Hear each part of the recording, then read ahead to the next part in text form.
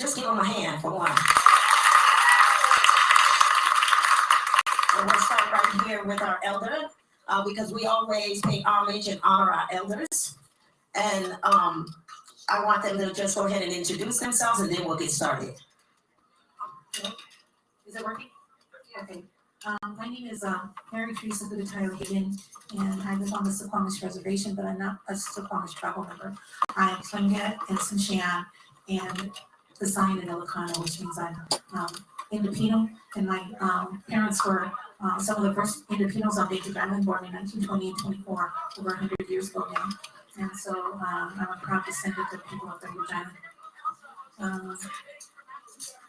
I'm 70 and I have 5 grandchildren, a great-granddaughter and 3 daughters.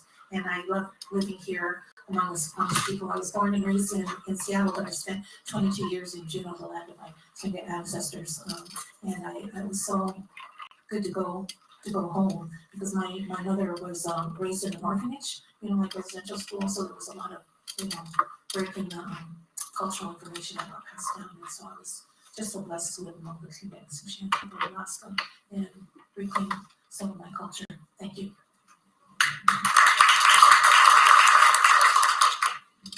Hi, my name is Brenda Fanford Johnson, and I work for the city of Bainbridge Island on the city council.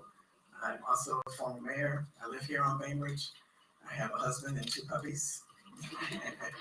And I was in a book group earlier this morning, and they were talking about how we find our community. And there was a line in the book that said, we all just want a community that makes us tingle. And I just want to share that with you guys, because this community makes me tingle.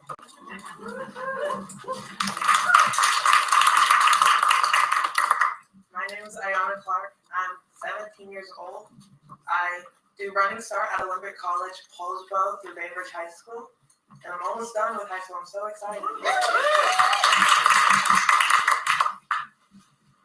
Anything else? Danielle. I'm a licensed mental health therapist in Kitsap County.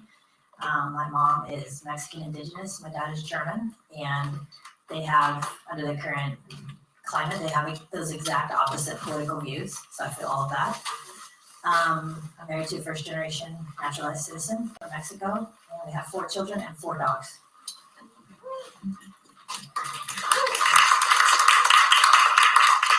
I'm Zan Jacob Brown. I live in Indianola, Fort Madison Reservation in Squamish land. I am the rabbinic teacher for Pardes Jewish community, and let's see what I live in an intergenerational household with my incredibly cute, beyond charming 2-year-old granddaughter, and my sons and my wonderful dog, and no dogs. Well, thank you so much for the invitation to be with you all. I'm Reverend Deanna Vandiver. She did pronouns, and I was raised to be a white woman in Georgia and South Carolina, and got to New Orleans in my early 20s, and I went to a Unitarian Universalist congregation. I sat down, and Tafiya Christos Rogers said, "I'm so glad you're here. Have you been to an undergo racism training?" And I said, "What now?" Yeah. And so by the 3rd or 4th time she asked me, I was like, apparently I need to go to an undergo racism training. And I sure did, because I had been raised to be white, and I need to go learn about that and unlearn about that. And so I want to give great gratitude to the People's Institute for Survival and Beyond, who got a hold of me early and have kept a hold of me. Really grateful. Love brought me back to this island, up to this island. 2018, 2020, I got to sit next to Akuye and found out we were neighbors. And now I've been, here doing work with y'all ever since. But I work for the Unitarian Universalist Service Committee and the College of Social Justice, and working on human rights and how we can have these conversations about building power together to build a world where all beings flourish.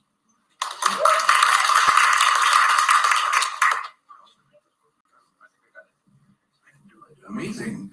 I'm Yves Palais with the Rainbow Crew Northwest, which works to connect and support the queer and trans communities, in Kitsap and in Jefferson and Clallam counties. I'm part of the Queer Elders Family Group here on the island, and the queer elders are still tabling out there because I don't see them in here. Transfending, which is a support, oh, there you are, okay. Transfending, which is a support group for parents, basically, of trans kids, because when a trans kid transitions, So do the parents. So does the family. So does everyone around them. It is actually my belief that we are all in some kind of transition, and that what makes trans people special is that our transition is kind of, visible. I cannot pass as a born woman, but it's interesting, and I'm really grateful to be here. It turns out that I am the true elder here, so I got here by 2 years. All right. I got 72 on me. Oh, okay. Okay, sure, yeah. I have 2 grown daughters, and let me see, no grandchildren. But I hope that changes, and there's some signs it may, who knows? But thank you, Julia, for this invitation. Thrilled to be here with you. Okay, so as we get started, Ms. Deanne, can you set the tone for this courageous conversation? Just ground us in this conversation. I want to thank you for setting the tone. This whole day has been grounded. I'll receive though, because here's the thing. Aquilia's brought some experience to the front, but we know everyone here has wisdom in the room. All y'all, right? We all clear that this is ours to do. And so we just had a question. Who here likes to help? Who here likes to help? Who here likes to ask for help?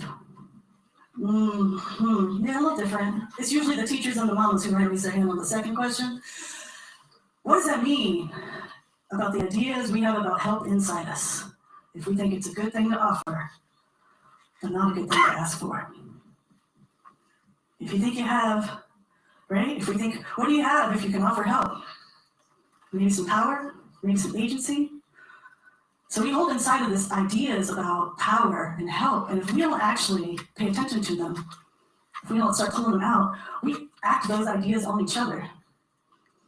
And a whole lot of racism is about this ideology being acted on people in a way that it matters that we spend some time with. And so I just want to thank you so much. Thank you all for being clear that this conversation is alive right now. Yes.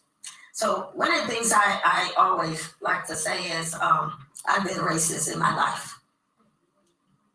I'm just fessing up to it. But I've been a racist in my life. I was taught not to trust white people. That is a racist act because I didn't know any. So I was being conditioned in a way that you might think is kind of subtle. But I want you to think about the way you have yourself, now I'm doing self-examination here, have been conditioned to be racist. In what ways have we been conditioned? What were the thoughts, our ideologies, what came up in us when an event happened and I just said, those daggone white folks? That's a racist response. Because I done threw everybody up in an incident that might have occurred or happened by a European or a white individual. But I lumped everybody in that. And I began to say those white folks. And I'm not the only one that have these thoughts. I'm just fessing up to it. And I just wanted to ask the panel, what type of thoughts have come up because of your own lived-in experience or something you might have heard or something that might have occurred that you begin to have racist thoughts? A racist thought. You got it.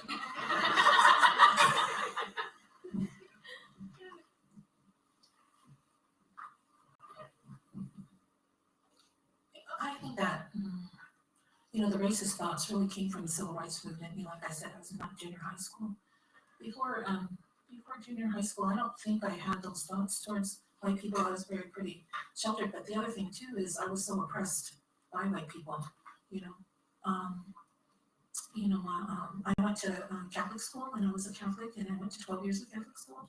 So, all white nuns and priests and mostly white middle class students when I was very young. But when I was high school at Immaculate Conception, it was very diverse. We were 50% minority and 50% white. So there was, because of civil rights movement, that's when multi-ethnic things happened, and, the University of Washington got, Black Student Union, American Indian, Hispanic, and Asian American programs. That happened when I was in high school, and so that's where, my prejudices, I guess, towards white people, and as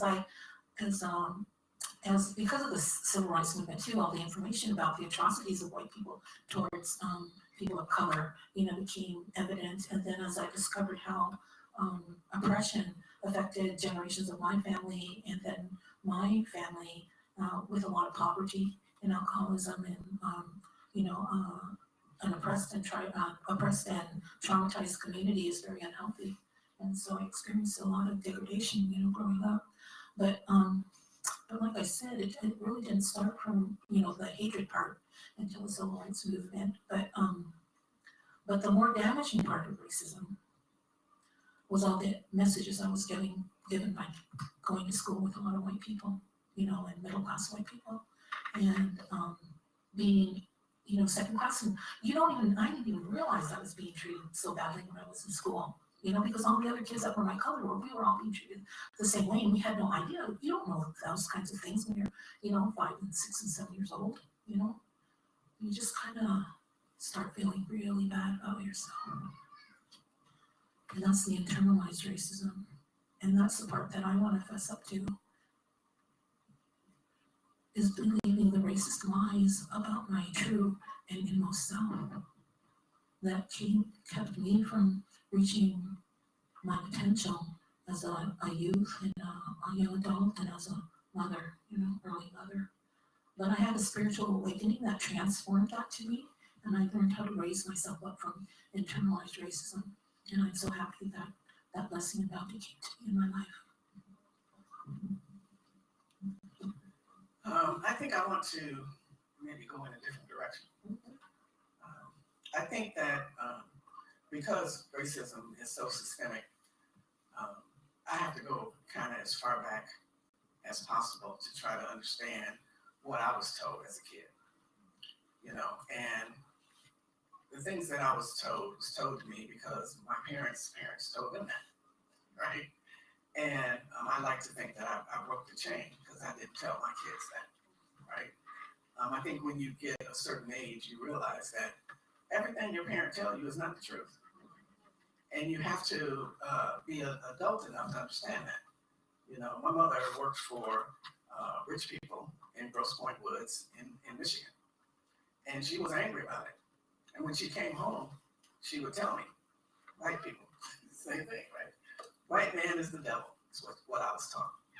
And when I grew up, I found out there are some devils in all colors of men, in all colors of women. And I was also taught that, and this was for safety reasons, there are people out there that will hurt you. And they could be black, they could be white. And when I see a group of people on one side of the street, I should cross over to protect myself. And I see that society has kind of told people that those thugs, I don't care what color they are, I'm trying to be safe, right? But my prejudice has been, what scares me the most is when my prejudice has been taught to me and it's against my own people. I had someone reading some of my writing the other day, and I didn't notice it. She asked me, she said, what do you mean by high yellow? I was like, damn, did I write that? I mean, that's telling. Isn't that telling? I mean, because and she didn't understand that in between the races, there is racism. And that's what I was taught, because my brothers wouldn't date anybody unless they were high yellow, as black as they were. And this was what you were striving for. You were striving to get as close to white as you possibly could.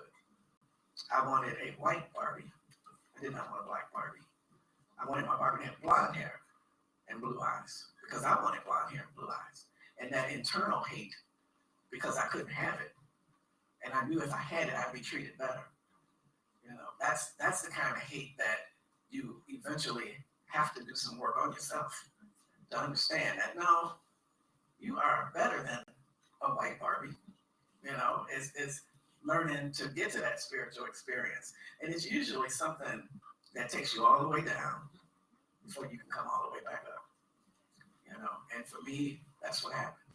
I got down to the bottom of the barrel, and I had to learn to love myself so that And the only way I knew that was I knew that God loved me. He made me just like this, in a perfect image, you know? And I don't need to try to be anything else because I'm perfect like I am. And I don't have to hate people because they're not like me. They're perfect like they are. Everybody's made in a perfect image. Now, personality, they may be good or bad, right? But that's all people. We are human. We are human. And we can get away from that by the way we treat each other. We have to treat each other like we want to be treated. Not like my grandma told me to treat you, because you might be the devil. I've never met the devil yet in a person. There's evil, there's goodness, there's love. And I think every evil person has some love and some capability of loving them. And I just have to keep believing that for me to be okay. You know.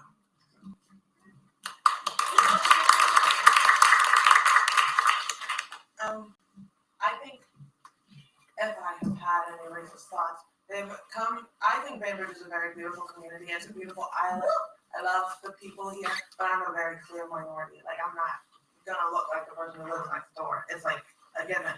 And because of that, I think I've become very insecure, not because of things people have said, but because I know that I look different, and I've been aware of that for as long as I can remember. Even yesterday, a kid that I like just recently met, he told me, I only know 2 Black people who live on Bainbridge, and you're one of them. And because of that, I immediately thought negative things, and I was like, my racist thoughts come because I'm trying to beat you to it. I'm thinking, oh, they're definitely thinking something negative. I don't look like them. They're treating me differently. I'm gonna win. I'm gonna be worse. I can show you how horrible I can be towards you. And it's all based on my insecurities, and maybe people aren't even thinking that deeply about me. Maybe they just see me walking on the road and they're like, oh.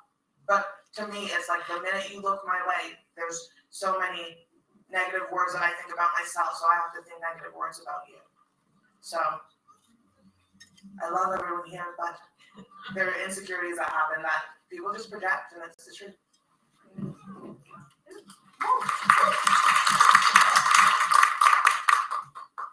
I just sitting here listening to each person share, I was like having memories just pop into my mind. Maybe that's happening for you too, just little snippets of life.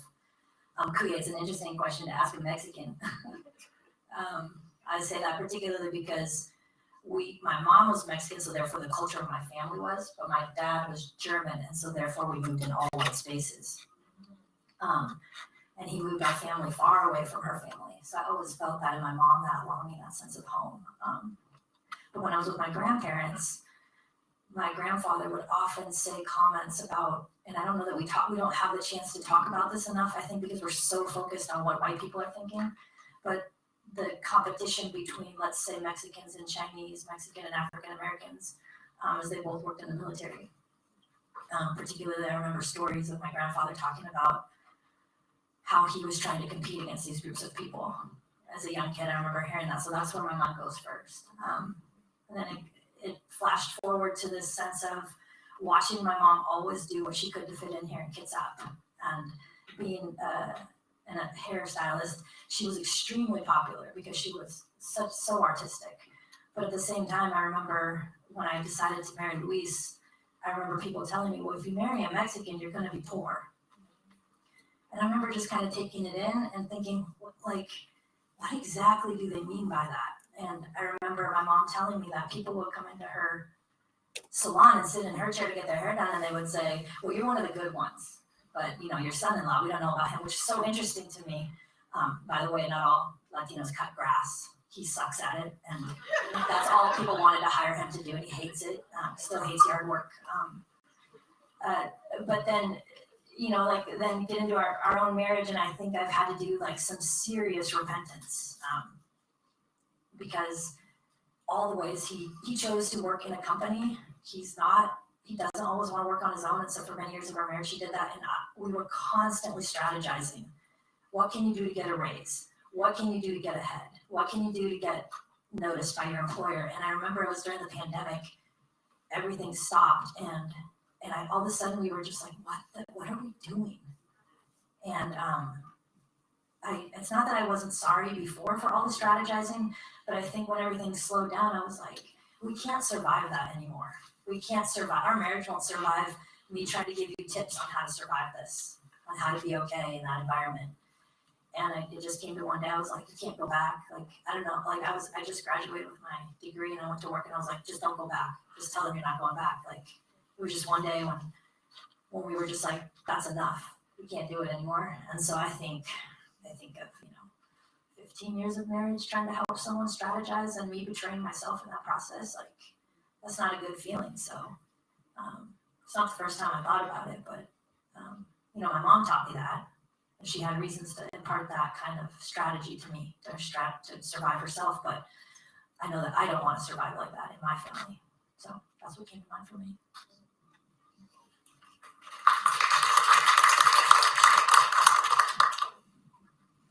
Yeah, it's such a good question, such a deep question. It's not a question we're asked very often.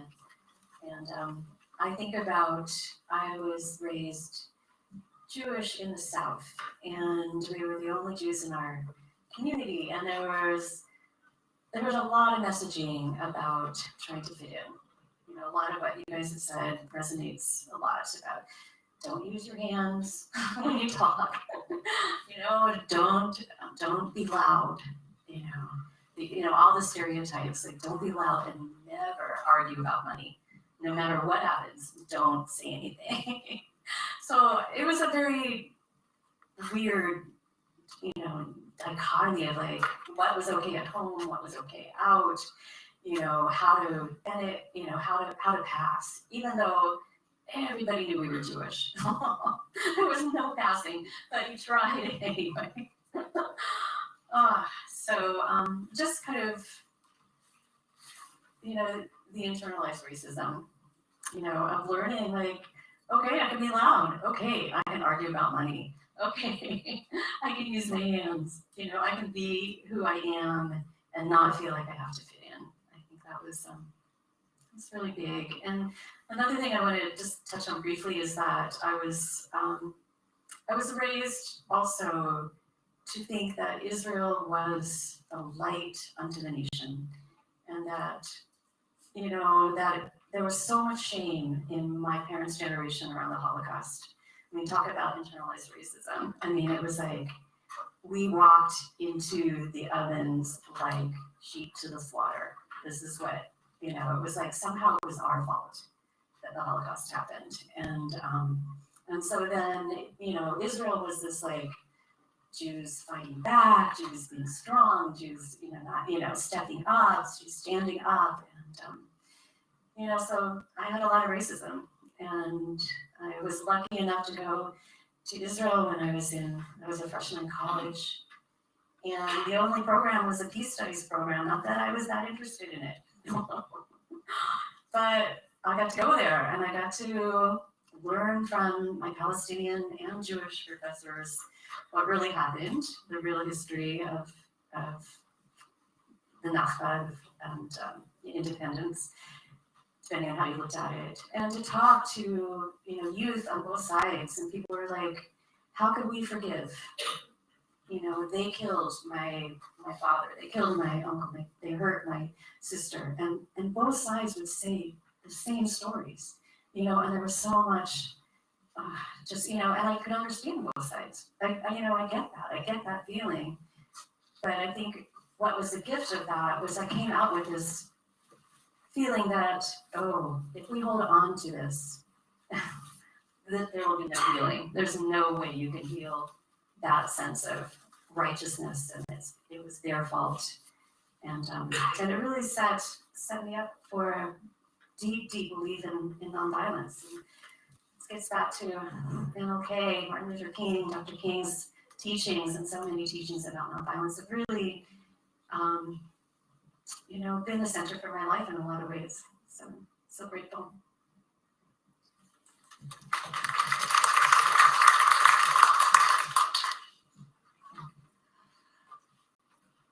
You always ask the best questions, Cody. I time traveled too when you asked it. I was 5 years old, and my daddy's one of 8, so I have a couple dozen cousins. And I remember my papa on my daddy's day, we lived in the least populated county in the state of Georgia, and he said, "Listen, you are white. Remember, you are white. Don't ever let them treat you like you're not white. And I was 5, and I had blonde hair, way blonde hair, because there's way more sunshine in Georgia than here, just saying, and blue eyes. And I did not know what the heck he was talking about. Like, I mean, sure, like kind of, you know. But the part of me that he wanted to learn, learned, right? So when I got put in the advanced classes, I assumed I belonged there. When I got the scholarship, I assumed I deserved it, right? I learned all that. I got a scholarship to go to Nicaragua, and I got there and looked around, and I was like, holy crickets. I live inside of empire, and I can taught some lies, right?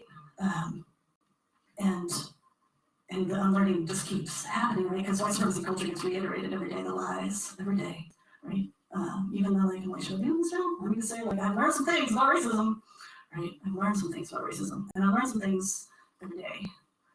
And I have to unlearn things every day. I just want to say that as a white person, and I do say white person, because that's what I got told at 5 years old I was and got raised to be, right? Into a system, we had groups of 14-year-olds come to New Orleans and would say, is there a racial hierarchy in America? They're 14. They tell you what it was. We're like, how'd you learn that? And we're like, I don't know, at school. Like, they teach you that at school? And they're like, I mean, not in the books. But we know. We see how people get treated. So if you can, by middle school, that way, got a clear sense of what is and what has to be unlearned. And I think just real clear, like, for me, the thing I just want to say again and again is like, it has to be unlearned every day. So I know a lot of folk are like, oh, I took that training. I'm like, yeah, but you want to take it again next week, right? By the way, there is a training. I'm creating my shows about it. I'm very excited. But I just want to say that, the learning to be racist started real early, and the unlearning has to happen probably through death. Yeah.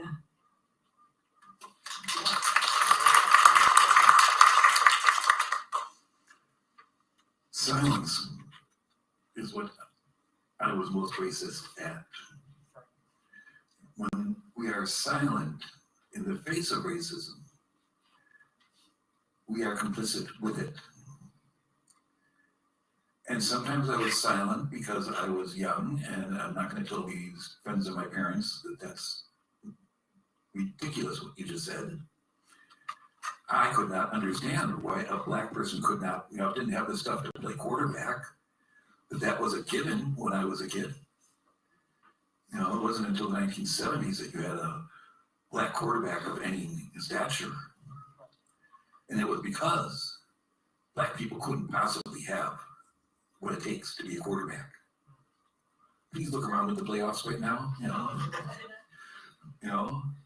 I will say that I was never, in fact, I was actively taught not to think that black people were inferior, not to think that colored people were inferior or any way different from us. What Schwartz says, those are the different people, that was the Yiddish term for anybody who was, black. Schwartz says, they're going to do what they're going to have to do.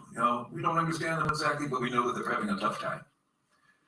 I came from a really different kind of household that was absolutely normal, but really weird, like most of your families. And my father was a contractor, and he had a crew that was integrated. He had a crew that was integrated and had a black foreman. When my brothers went to work for my father's crew, there was no question, they were not working for him. They were working for that foreman. That's who they were responsible to. My father's business failed because he made a bad deal with a lumber company in a merger. And they went in as a corporation, and he went in as an individual. And then they took off, and he got stuck with all the debts, and the company folded. But my family, because it's weird like other families, did not say what this was, what had happened. It wasn't, this happened in the early 1960s. I learned about it in the late 60s because my mom was afraid that my father's name would appear in the paper for a bankruptcy notice and that she knew that I read the paper. And I didn't know that she hadn't told my older brothers because it was only 10 years ago that I told them what had happened. They had no idea. My family's curse is silence. And not only did they not tell us, they didn't tell, like, my father's sister and her husband. And I had my cousin tell me that, well, you know, as far as she understood, my father's business had failed because, you know, the houses just weren't all that good.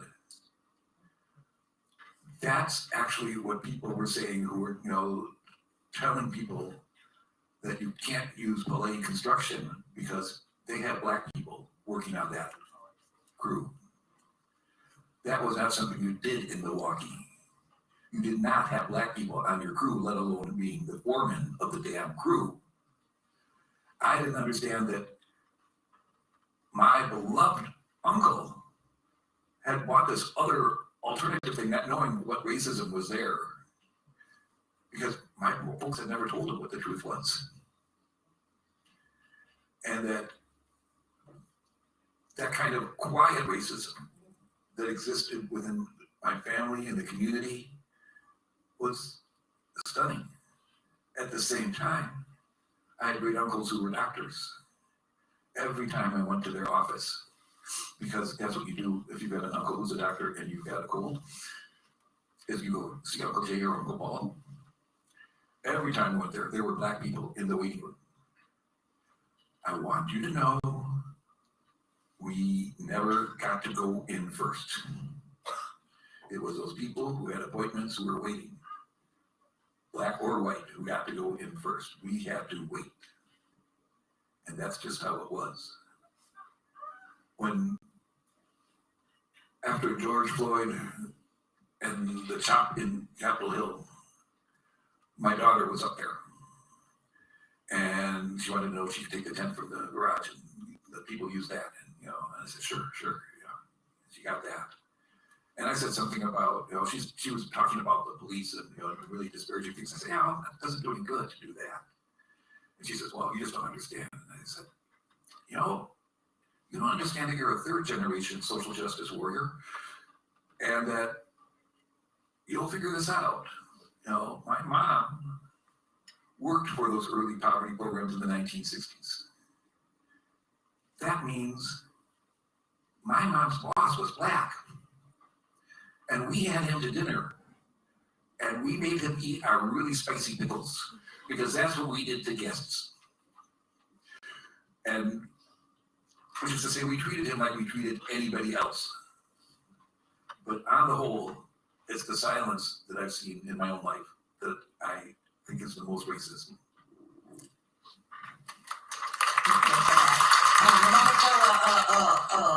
A wrench up in this one. There's some voices here, a voice that I really want to call him, and he can sit right here. Mr. Marwan Cameron, can you please come here? Yeah, Marwan. But see, you got all these sisters on the panel here, and I want to hear some of your thoughts. And someone can give him that, and you can sit right there and center mass and share with us some of your thoughts as we dialogue about. I thought on one in particular. On what you've heard here and on your thoughts on racism and your ideology. Ooh, that could be very triggering to everyone who's on the panel. I was actually texting with someone in the back, and I won't say who.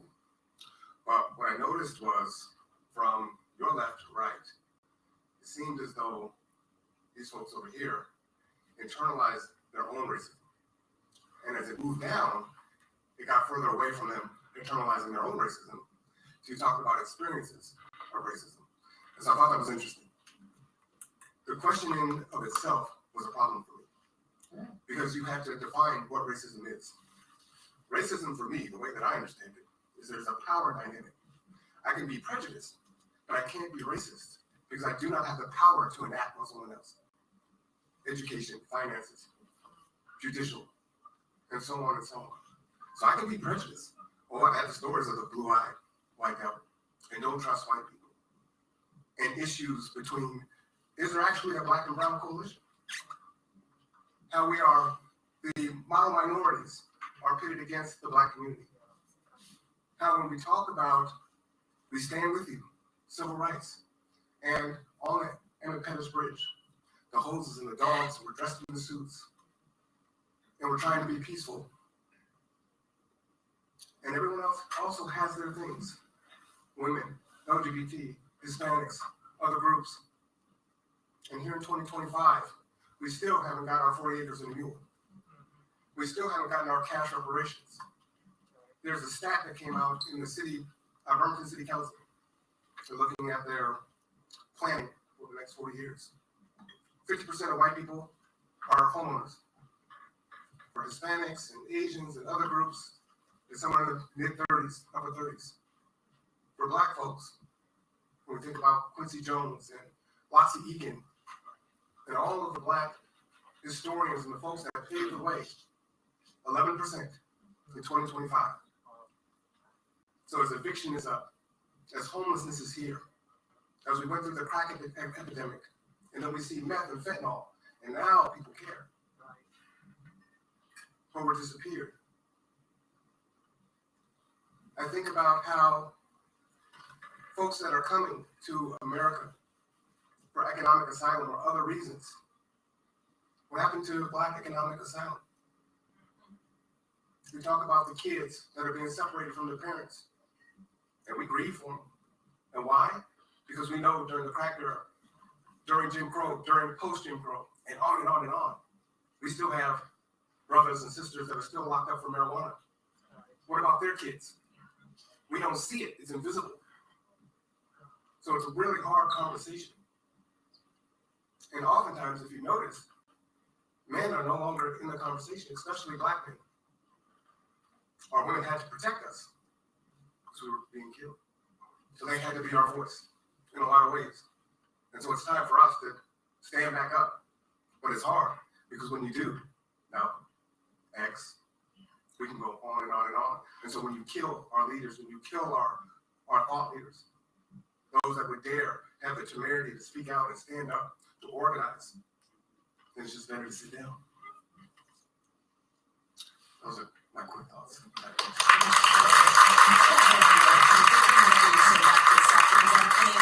The more that we can come together as a community and just share our hearts and share our thoughts and share, what's really going down in our communities. Because as we move forward in 2025, we're going to need one another.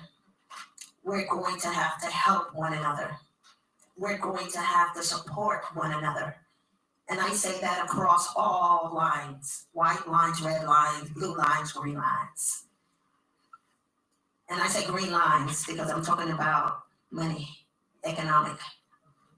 I'm talking about the blood that would be shed from all humanity when I say red, because my blood runs red just like your blood runs red.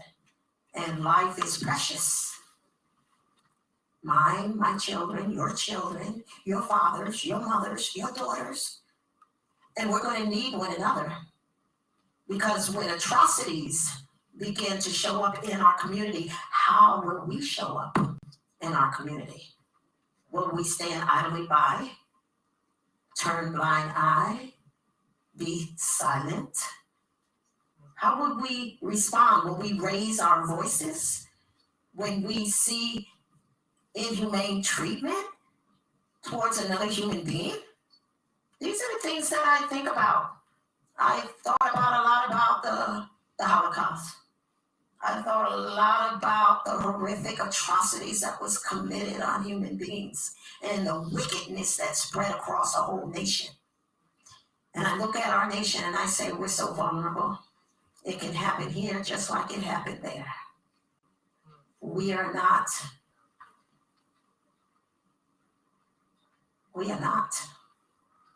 And you can finish the sentence. We are not above any of those things happening right here on our own soil, right here in our own communities, right here in our own families. I have families pitted against family members, divisive at a point where they don't talk to one another, they hate one another, they don't speak to one another anymore. It's dangerous times, y'all. Yes, Miss Linda.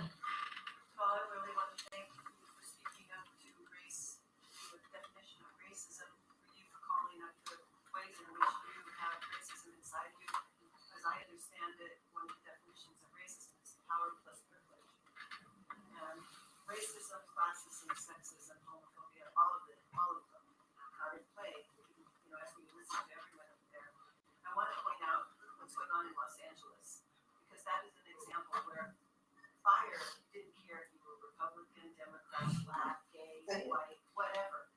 And Altadena being different, mostly Black, to the Pacific Palisades where we lost our house. Those are two different communities, and the focus was more on Pacific Palisades, the white folks who have all the money. And what's happening there now, people are coming together, Black, white, Jewish, Christian, Muslim, Catholic, it doesn't matter, gay, straight. They're coming together as a community in Los Angeles to help. And when I was in Israel, I heard that people don't change until it hurts enough. And that's what I think happens to humanity, to human beings. It has to hurt us enough before we actually change. So individually, we all speak about how racism has affected us, what kind of racist thoughts we've had or have going on in our minds through conditioning and all the rest. Homophobic and trans thoughts that are, that are against human beings. And I just really want to say, I really want to honor you for talking about how prejudice, racism shows up inside you. And it is clear that it shows up inside me. All of it, all the isms show up inside me because they're in our heads. They've been stuck inside of us from the time before we were born. I mean, it's everywhere. And so I just wanted to speak out because I feel it, I hear it in me sometimes, and I can't believe it, that it's in me. I can hear myself say nigger inside myself. Come on, Lena, tell the truth. And I go, what are you saying? You know, head, what are you doing? I mean, you and I have known each other for 30-something Yes, years. we I have. love you. I was through the 60s. We had friends with each other, but we didn't see anything but each other. So, and that still goes on. And it's like, removing whatever that is inside of us. It takes tremendous consciousness and love and kindness and work. And then giving as much as possible. When the fires hit Los Angeles just now, the people I thought of were the gardeners and the housekeepers and the nannies and every one of the workers who have just lost everything, but not their houses. Yes, lost, right? Can we just take a pause? I think the conversation is activating and I want to give the floor back to Kuye. Yes. You know, you can't say the N-word. Don't do it. Oh, can I not say that? What are you talking about? You know what? This is what we're talking about. How we get triggered. There are triggers in all of us. I get triggered when people treat me badly. I get triggered when I see my children being racially abused and what my daughter calls socially raped because of her skin and because of who she is. These things, if we're not even able to acknowledge them and talk about them, they continue to get a stronghold in our lives, in our hearts, and in our minds. But we're talking about it because we don't know what's on the horizon for us. And we as a community need to know how to love and show compassion and help and support one another across all of those racial lines, across all of the ideologies, across all of the things that we were raised in and what we were taught when we were little and things that occurred to us that embittered our hearts towards another human being. So that as we move on, because we've got, you know what this conversation showed me? That we need to heal as a people. That's what it revealed to me. That we are so in need of healing in our communities, in our homes, our nation, our children are suffering. And it continues from generation to generation. And we continue to perpetuate this. And we need healing in here. When we talk about healing and reconciliation, so you're not going to heal nothing you don't even want to acknowledge? If you can't say truthfully in your own heart that you done said these things and you have done these things and be able to admit it to my white friends, admit it to my Hispanic friends, I done called you this and I done called you that. Let's be real with one another. This is what this work is all about. When you're talking about civil rights, social justice, racial justice, human rights, and all the list go on. But when it gets down to where the rubber meets the road, we got to deal with what's in our own hearts. I just want to say, when Karen's talking about we need healing, this is a courageous conversation. I commend you for being courageous. Okay? Yes. Because that's what's in your head. You want us to know that. You don't like it. You've been conditioned. It's there. I'm going to tell you, it's not just in your head. It's in all of y'all's heads, right? But thank you for being courageous enough to say it. No, it's not an acceptable word. And that's why you don't like it up there. So how do we get it out? How do we work toward us being a community that we're not going to step on people because they say something. We're going to talk about it and say, well, wait a minute. We don't like it either. We don't like you saying that. But let's try to talk about why it's still there and why you felt the need so strongly to say it. And why did it affect you the way it affected you? Thank you for standing up for me. Yes. But I can do it. But thank you. I understand where you're coming from. No, that's not allowed to be said, but she's courageous enough to say it. And that we are a community. That means we're not going to shoot our wounded. We're going to let them stand up and talk. And we're going to talk back to them and say, okay, maybe it wasn't appropriate, but thank you for saying it. That's why they call this courageous, right? It's a courageous conversation. Yeah, I got all those names up in my head for everybody. And so we can't help it. It's been ingrained. It's like the Hatfields and the McCoys. We don't even know why we hate each other anymore. It's ridiculous. But yet, the key to you getting it out of your head is not pass that stuff on. That's the key. Because we have to stop teaching our kids that it's okay, that this is what that person is called. And when you see them, you back up. Don't be over there because they're going to steal your money. And all they're good for is cutting grass. And this is the kind of stuff that we're perpetrating on each generation that we have to stop. And we have to be able to communicate to our kids why it's wrong. Why it's wrong. Well, that's why I spoke up, and that's why I said what I said, is because she asked for us to go deep. She asked for us to look inside and see what happens to us personally inside. Many of you know who I am. And I really understand that. I know. I think it's wrong for someone to turn against me, and I do wish that she would apologize. Well, no. What we're going to have here is a conversation outside of this conversation. Yes. You two need to get together and work that out. Right? She's going to tell you why she don't like you saying that. Because I know her. Yes. She's going to tell you. And then when y'all come to an understanding, then that's where love can now bloom. Right? Because we've talked about it. We're not going to swipe it up under the rug and say, oh, wasn't that terrible? What the hell did she say? We're not going to do that. We're going to talk about it. So after this, you guys get together and talk about it. But that's what we do. We're not going to go and get the guns out and start killing each other because we don't like what somebody say. That's where this country is. And that's where we got to get away from. We have to be able to talk about it. I did have something to say.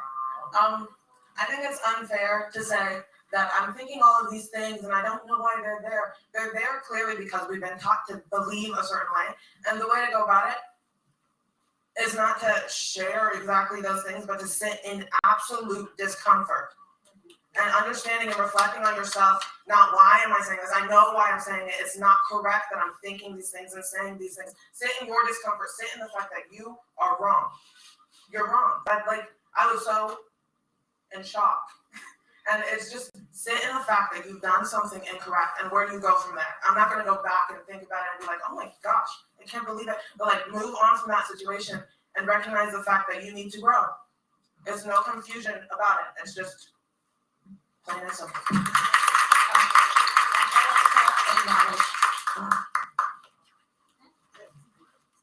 I first want to see if I can highlight any of my government colleagues in the room. Yes. If they understand. No? Oh, good. So I can be honest for a second. Those are don't laugh at me. Okay. So when I'm not working my day job for the government, I am always working healing circles. And one of the things, or healing workshops, and if you haven't read Dear White Woman, Please Come Home, it's not only for women. You should. And you should take the questions at the end of each letter seriously for reflection. But we're blaming all of this Or why is this in my head? Why is this in my head? Why is this in my head? But like somebody bravely said, we've been conditioned from before we were born. So watch this. If whoever is carrying you in the womb is listening to this style of music and you pop out and this is my favorite kind of music, I don't know why, because you've been conditioned before you came out, right? So if the one that's carrying you is talking this way and you come out and you hear it, it's normal to you. So when someone says to me, oh, this is racist, I said, is it racist or is it normal based on the community that you came from? Do you understand that? And so we can't just say, oh, I want to stop doing this, I want to stop doing that. If this is the shadow that follows you everywhere you go, that I like to call your historical self, what is the role that you played during the civil rights movement, or your parents played, or your grandparents played, or the opposite team played? Your historical self, what role did you play? Because you're likely still showing up in that very role today. And what do I mean? Sometimes I yield the way on the sidewalk when someone's coming in the opposite direction, because it's my historical self following me around all day long. Not because I have to yield the way anymore. Can I sit down there? I'm gonna sit down.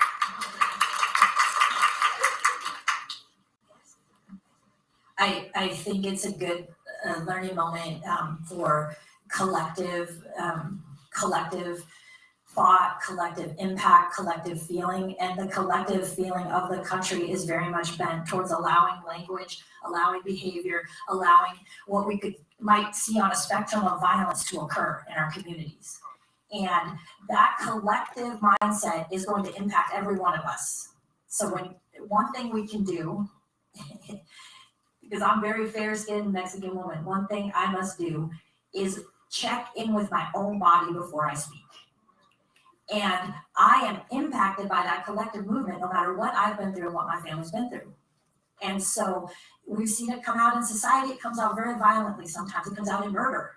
It comes out in rape. It comes out in all sorts of things. It can come out in using a racial slur in a large group gathering of mixed folks. So we're all responsible for that collective environment. And so this is not like, hey, like you said it, it's only you, like Brenda so eloquently said, but if you're not, you got to be resonating with your own body before you speak and before you take. This is MLK Day, and we're caring for a certain group of people, and that focus just got shifted. That's a collective mindset that's happening in our country right now. What's happened? You think we're still on whiplash from Barack Obama? We are. Like, it's going. It's still going. So, yeah, I don't think it's a mistake of what happened. Like, I understand the collective impacts. I just want to say that. So. Yes, my dear. I think what Eva said, we've got to unlearn to learn. All of us up here, and even friends and whatnot, family. If you're brown and you're of a different color, we live this every day on being treated differently. But like Eva said, unlearn what you unlearn to learn. And I think Eva said it the best, unlearn to learn. Because I am Native American, I am treated very differently because being a Native American. My father my grandmother put my father in a potato sack, took him to the river and wanted to drown him. Why? My grandfather asked my grandmother, why would you do that? And you know what she said? I don't want him to suffer like we did. We all suffer in our own way. Catholic, Jew, brown, white, Japanese, we all suffer. But like Eva said, unlearn to learn. And I think that's what we need to do today. Everybody, give this up again, because this conversation is not an easy conversation to have. But I want to commend you. I want y'all to do one thing. I want you to stand up. Stand up. Everybody stand up. Shake it off. All right, we're going to shake, stretch. We're going to do a little bit of that. And then I want you to go to someone you don't know and introduce yourself. Introduce yourself. Tell them who you are, where you live, where you come from. Just get to know who's in the room. We always do this during our celebrations. We don't leave the room without connecting. We don't leave the room without speaking to one another. We don't leave until we start strengthening and building our relationships.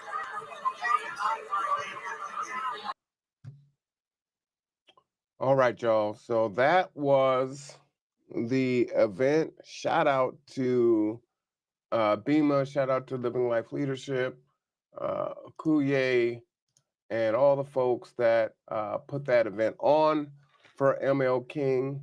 You will see more videos on things that took place on that day. There was a lot of good things that happened at that event. They used the entire museum, which was really cool. And so you'll see some of those things as I get them posted. But this needed to get posted, of course. And I didn't speak up at the end for one of several reasons. One, it had already gone long. Two, the voices were already in there, jumping in and saying what needed to be said. And if you haven't recognized by now, I don't typically think like many other folks. And so my opinion, as you saw from the conversation, was quite a bit different than other people and what they had to say, right? And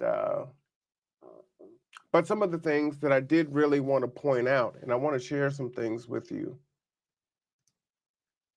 It is Black History Month. We aren't really talking about Black History Month. It's Wednesday, February 12th. We are more than halfway done with Black History Month. And again, not really focused on Black History Month. And why?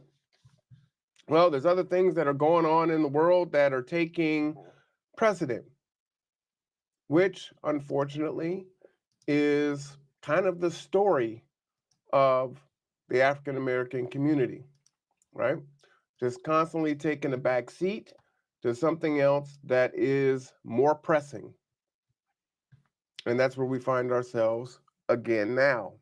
And it's frustrating because what happens and what has happened, both the left and the right, the Democratic and the Republican Party, either are flat out, nope, we're not doing this, or they say, not right now.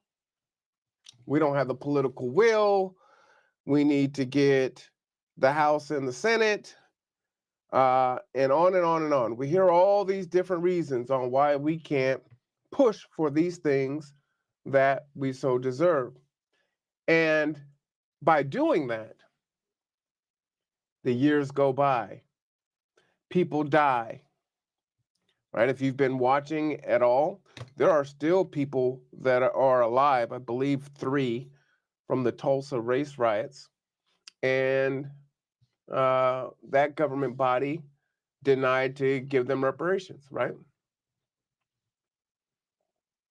And so all we need to do is just kick the can down the road and kick it down the road and then have everyone say, well, I didn't have slaves. This was before my time. And come up with all these other reasons. Now, what's interesting is, and you guys heard the N word. I put the trigger warning in, so I'm not going to spare your ears today. We're not trying to monetize this video. But I hear people talk all the time. Men, women, doesn't matter. If something happened to your daughter and she was sexually assaulted or violently beat up, what you would do, right? I hear it all the time, especially in the Black community, from our Black men. Oh, man, I don't care. They can lock me up. They're going to get it. I'm going to take care of it, right? I hear it from every group, every person, regardless. Is there a statute of limitation? We're one of the most litigious countries on the planet. We sue for everything. But this, we can't sue for. I'm gonna come up with all these reasons on why we cannot. Now, what was alarming about this particular experience here, and as you can see, I know I was going up there, right? I'm running the camera. So you saw the camera changed once I took the front. I was literally on the camera when I got called down to the front. So no prepared words, just what I was thinking at the time. But you have to remark, 30 years, a neighbor is comfortable in saying nigger on MLK in a room full of black folks and others. 30 years, a neighbor to a social justice warrior who doesn't just fight for black causes, she fights for Japanese causes, indigenous causes, Hispanic causes, LGBT causes. Kuye fights for everybody. Low income, you name it, she's fighting for everyone. 30-year neighbor, an ally, a friend, feels the way she feels. And as someone had said on the stage, I'm so appreciative of her speaking her truth. Because this is the thing that many of us have known. Our allies, the people that stand next to us, the people that hold the signs when we're out marching, the ones that are in the meetings, they still feel the same way. How? Because I can prove it. I can prove it. Let me go ahead and share the screen here. Reparations. Let me go ahead and put the link to this Pew Research. I'll go ahead and put this in the chat. This is how you know. So if you want to get this study, this is where you can access this, okay? 77%, a supermajority, compared to 18% of white Americans support reparations for descendants of enslaved people. Let me say that again. 18%.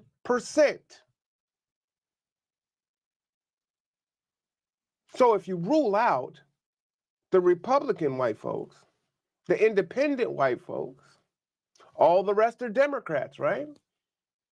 The ones that voted for Obama, the ones that voted for Biden, the ones that voted for Kamala. See, the ones that voted were a lot higher for the Democratic Party. But they still don't want you to have reparations.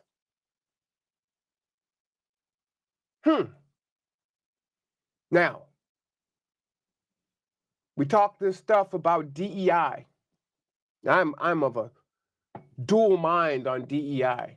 I know what DEI was supposed to do.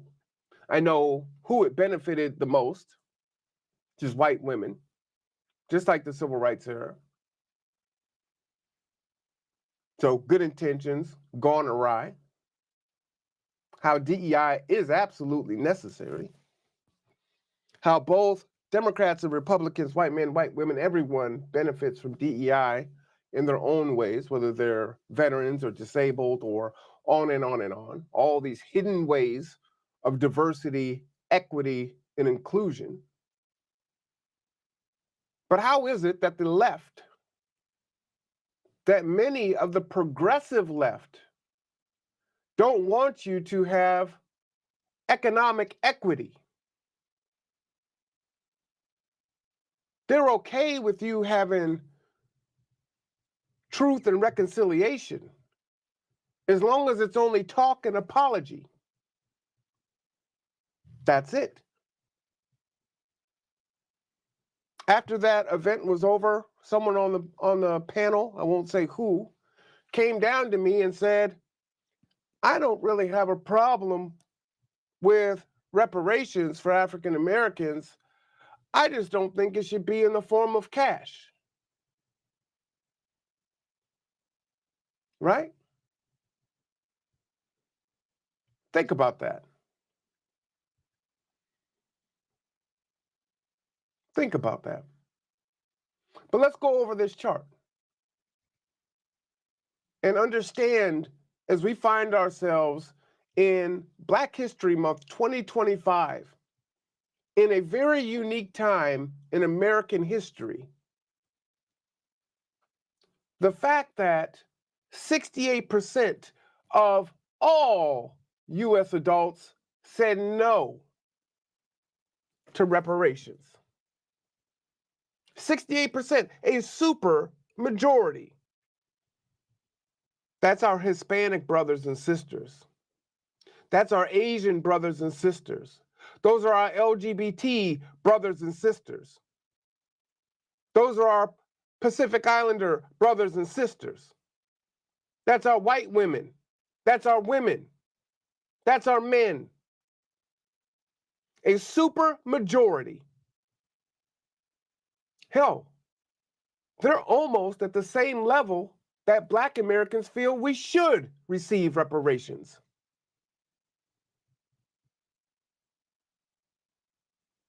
Now, ain't that some shit? As far as white people, 80%. Hell no, I don't want y'all to have reparations. Now, we know 80% didn't vote for Trump,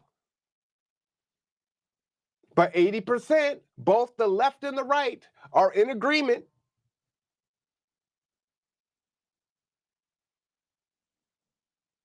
And just like the neighbor, we're not paying you niggers shit.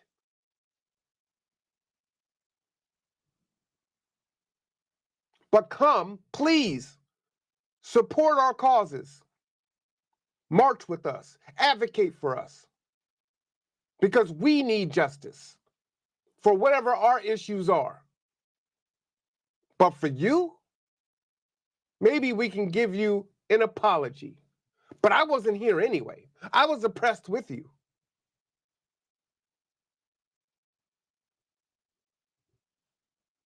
Black people, only 17% say, no, we shouldn't get reparations. And we know typically where that 17% comes from. Clarence Thomas, Candace Owens, folks of that ilk. But we do have some folks on the left that are Black that feel that way as well. And typically what you'll find is there's a separation of class. See, once they get their money, however they got it, and no doubt most of them worked hard, their attitude changes. Well, I worked hard, so you should too. Also, once you cross that class divide, once you break that glass ceiling of class when you're Black, green is the first color that folks are looking at. Kind of like what Kendrick Lamar was talking about during the Super Bowl. Right? As long as you go along, get along, some of you will be rich. Jordan, LeBron. Notice how the left and the right, they love Jordan. Jordan said, well, Republicans buy tennis shoes too. I'm not getting into the political fray. He's the good Black one. LeBron, who not only comes in at high school, called the chosen one, never gets caught up in a scandal, married to his wife, raises 2 boys, has them looking toward NBA prospects. And I don't want to hear anything about nepotism, because we could look at the presidency on down. Lakers ownership, right? We could talk about nepotism, right? We can only see it when it's us.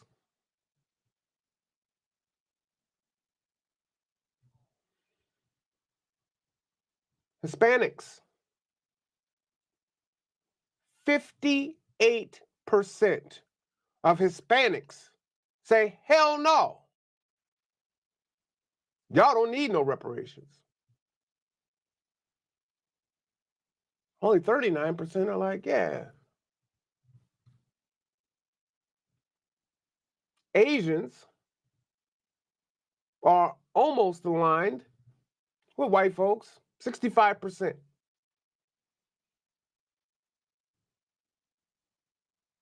Now, the younger you get, the more people are comfortable with black folks getting reparations. However, when people are like, oh, the youth, still 52%, a majority of youth, 18 to 29, are like, no.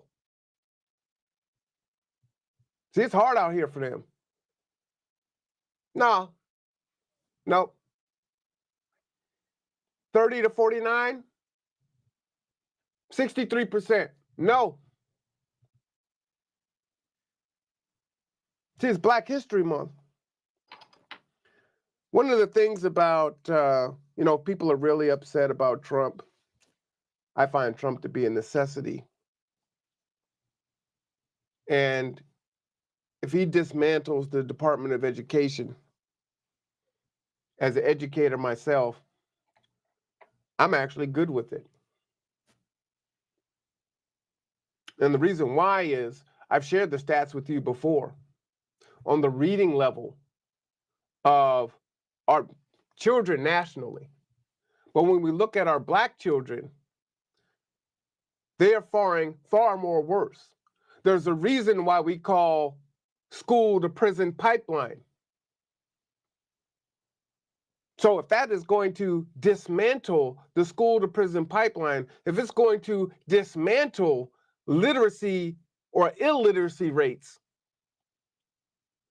if it's going to dismantle the fact that Black folks have become too reliant upon public schools teaching our history, when year after year we get George Washington Carver and the peanut. Well, I don't know if you even get George Washington Carver. I wrote a report on him in elementary school, so that's one I remember. But it's typically Rosa Parks and MLK, and well, let's kind of stay away from Malcolm X. He's a little too controversial. And none of them really understand the story of the Black Panthers and what they actually did.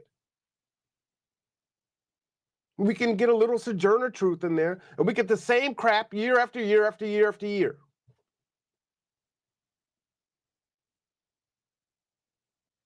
But we want to keep holding up Department of Education under that guise, under that reasoning. If that means that Black families say, you know what, we're going to get our Black history from home, from our community, from our churches. We're not going to rely upon the public school to give us a watered down version of stuff they don't want to teach us anyway. If we say that these systems are racist, then why would you have an expectation that these systems are going to do the opposite for you? It's madness.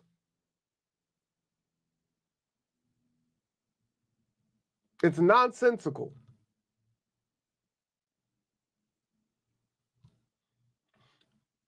My age group, 50 to 64, 74%. More than even all U.S. adults. No to reparations. And 65 and older, well, 81%. They are damn near unanimous. No to reparations.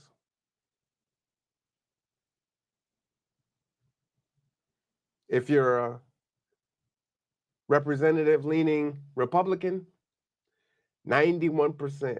But there are a few, there's 8%. There are 8% of Republicans that are like, yeah, black folks should get reparations. But 49% of Democrats, no, half. So when I'm in a room with Democrats, when I'm in a room with progressives, when I'm in a room with leadership, every other person is no to reparations, but support what I got going on. Every other person. Those are the stats. The Democratic Party has to figure out what they're going to do after this last election. Many are saying we can't talk about these social issues. This is what lost us the election. We need to get back to straight economy and things like that. So we need to, that's not going to be popular. We're not going to win if we talk DEI or if we talk, we damn sure not going to talk reparations. I mean, we don't even agree with it anyway, which is why you don't hear about it.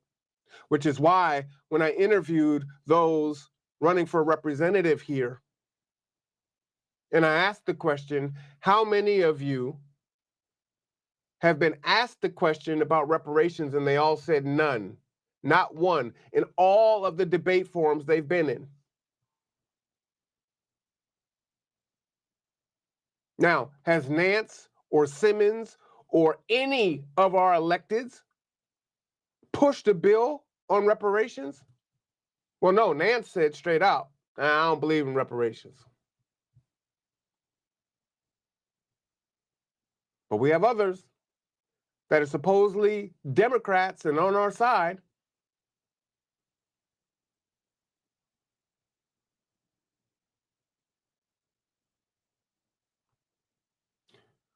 If you're high school or less, if you have a diploma or less, 71%.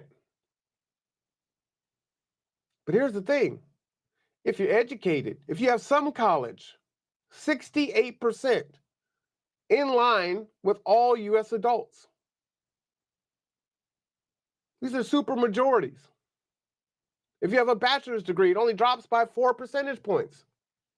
64%. So allegedly, you're educated. You should know.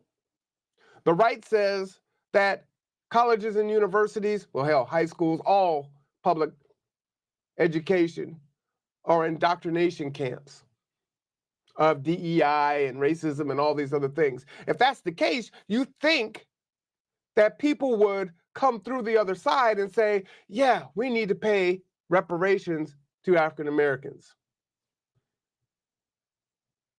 Descendants of chattel slavery. But no, not at all. Now, here's what's interesting. People that got good money, that upper income, 72%, hell no. No reparations. The middle income, well, we don't even know what the middle class is today. Is that 100,000? Is that 150,000? I've seen 200,000 as being the middle class now. 74%, no. Right? Because many of them feel like, man, I'm fighting. I'm working hard. I see LeBron. I see Michael. I see these others. They're paid. I see the artists. Now, what's interesting is people from a lower income, they're still at a majority, but they're at 54%.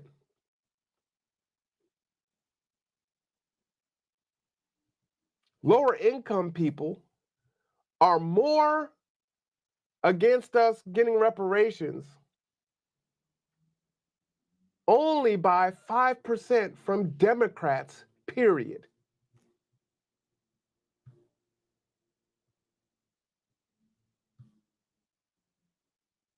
So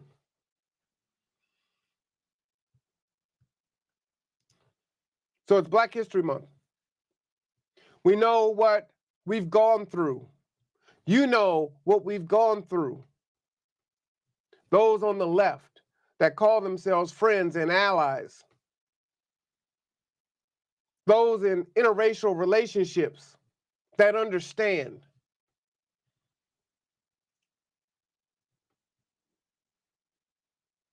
But somehow still are able to say no.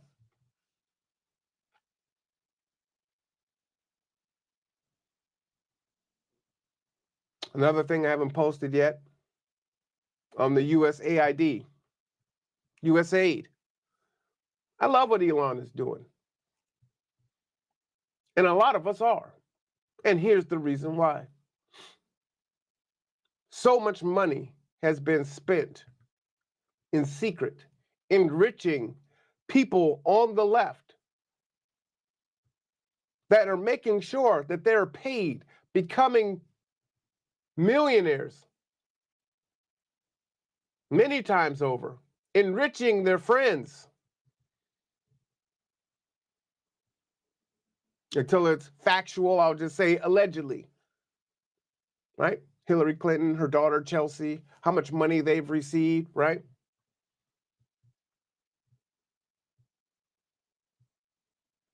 At the same time, they're enriching themselves. They're saying no to reparations,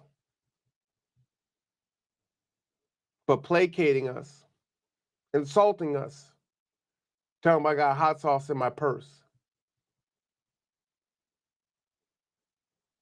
You know, the secret, America, is Black people want to be liked, want to be accepted. And unfortunately, it's one of our Achilles heels. We don't have power, which is why I was saying in the definition that racism has a component of power in it. So if we are hardcore, like the Jewish community, we'll be cut off. Or at least that's the fear.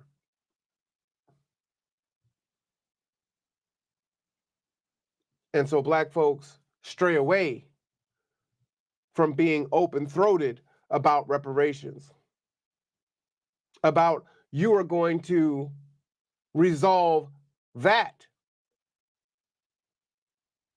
One of America's greatest sins first, before we address anything else.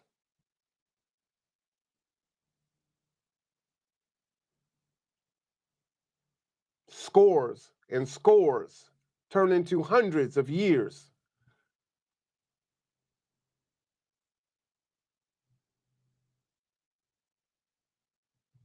When we know that an apology wouldn't be good enough for the sexual assault or the physical assault on your children, on the murder of your loved ones, that you would want vengeance, that you would want justice.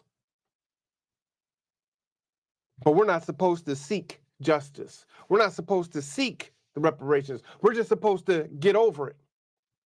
Do you remember how they told us there was no money to pay reparations? Where would we get the money from? And then we find out through USAID, they're funding the entire globe.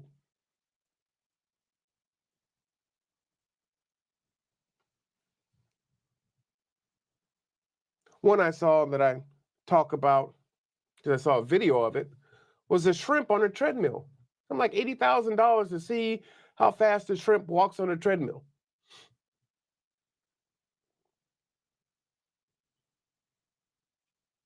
And we don't have the money. Where are we going to get the money? Some of us started to see it during the Ukraine conflict and the Palestine and Israel conflict, and watching Biden just send billions of dollars. It seemed like every other week he's sending another check. What are you talking about? There's no money for reparations for chattel slavery. for foundational Black Americans. What are you talking about?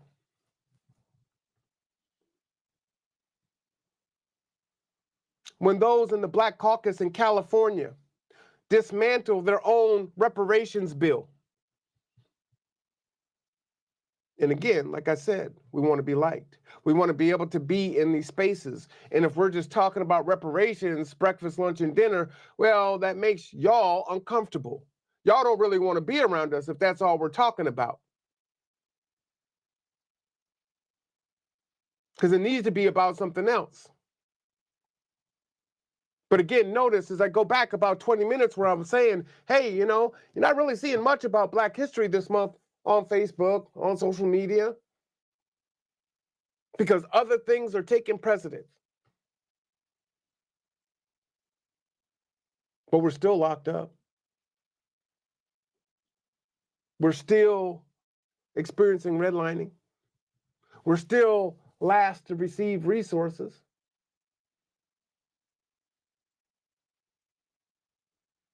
All the things that have happened and continue to happen to us are still happening. Sorry, there's something more pressing. You understand? But honestly, it don't matter if you understand or not. This is what it is. This is what we're doing.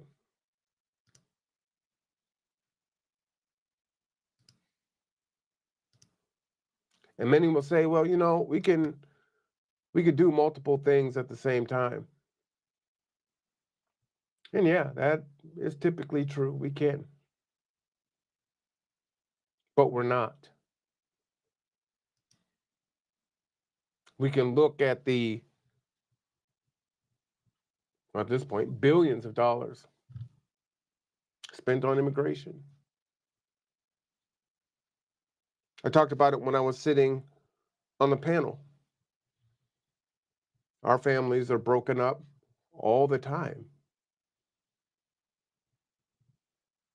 When we look at, I can't think of the agency right now, but the one that advocates and gets people, the Innocence Project, right? Black people are the majority who benefit from that organization uncovering that those folks are actually innocent. Most of them are Black. But they were taken from their families. They didn't get to live a life. They were imprisoned in liberal courts with liberal judges and liberal juries made up of white women and white men and Hispanic women and Hispanic men and Asian women and Asian men and LGBT.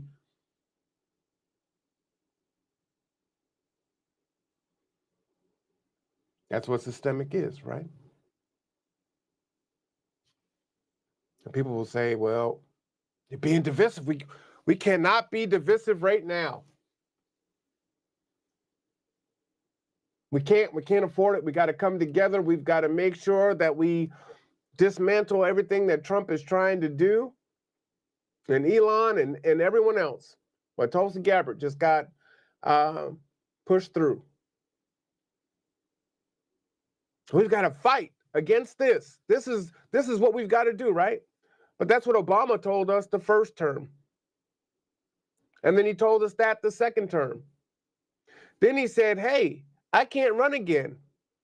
So you're going to have to work hard and put these things to the back burner so that we make sure that we get another Democratic president.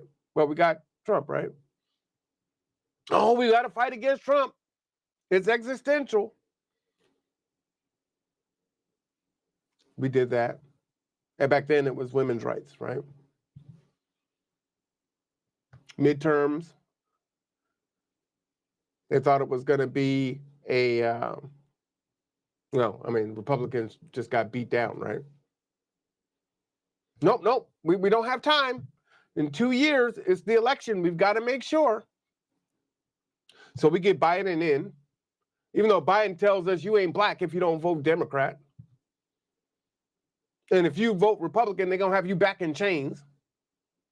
And you better go talk to the Hispanics and go talk to them, because once I'm gone, that's what you're going to have to do, right? These are all the things that Biden told us when he was running for office the first time. Well, he won.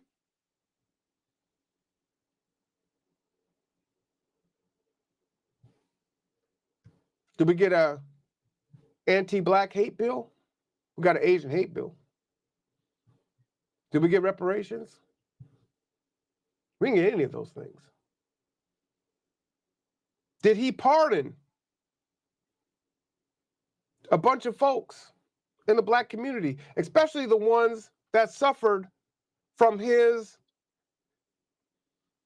policies, if you will, during his Senate run?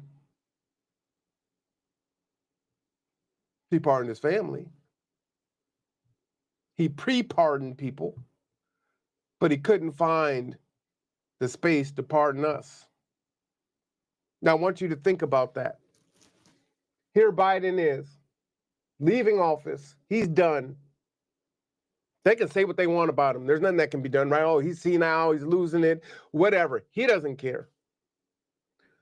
He knows it's going to be unpopular for him to save his family. Not only is it unpopular, but he waited until Trump was taking the oath to do it. So if you were going to do something so polarizing, why not do it for black folks?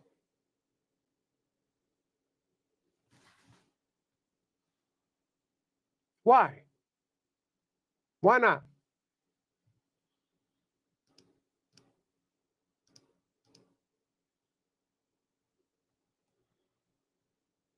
Why not?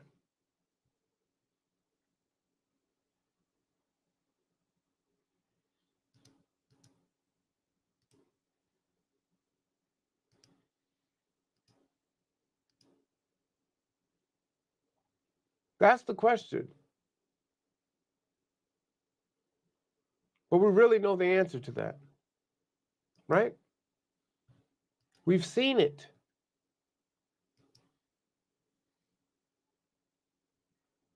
Have we not? I showed you the stats.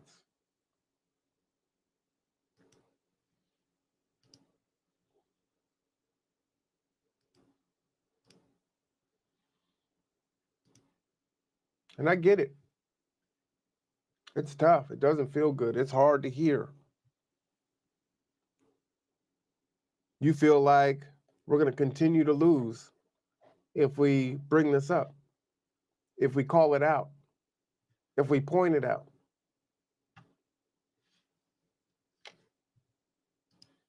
But again, the whole reason why the word nigger was uttered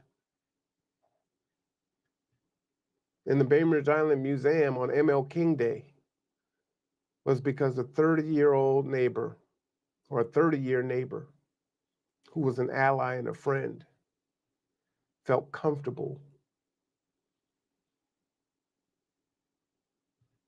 And that's not even really the crux of it, that she still feels that way. After 30 years.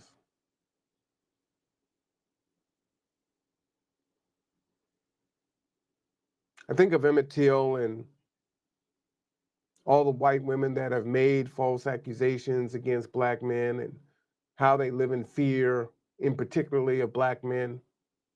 She had no fear. She was fully confident that me and the other black men in that room would not verbally or physically attack her. Yet and still, black men are still the face of violence in this country.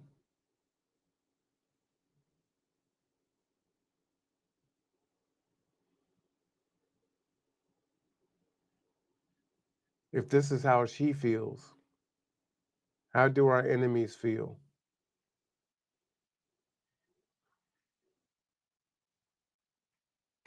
If 49% of all Democrats, majority, feel this way, and 91% of all Republicans feel this way.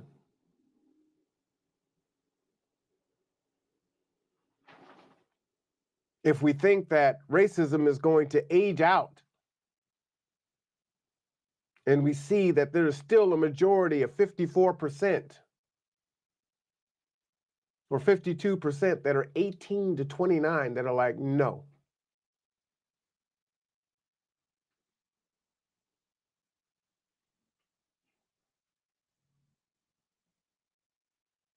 When, as we find economic success, it increases the likelihood that, nah, no reparations for Black people.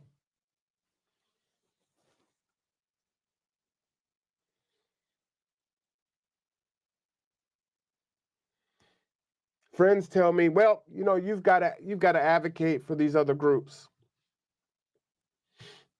And I'm supportive. You know I've been, because I've proved that. And what I'm told is, we're next. If we don't, we're next. I submit to you, it's always our turn. It's always our turn. There is no next. We ain't got next, we got now. We got before and we got tomorrow. Because that's where the numbers are. So, yeah, I thought about it. I don't want to talk about Malcolm this year. I don't want to talk about King this year. I don't want to talk about all the greats this year. I may do a contemporary study on those that are doing good work and not the usual suspects, people that you don't typically hear that are quietly getting it done.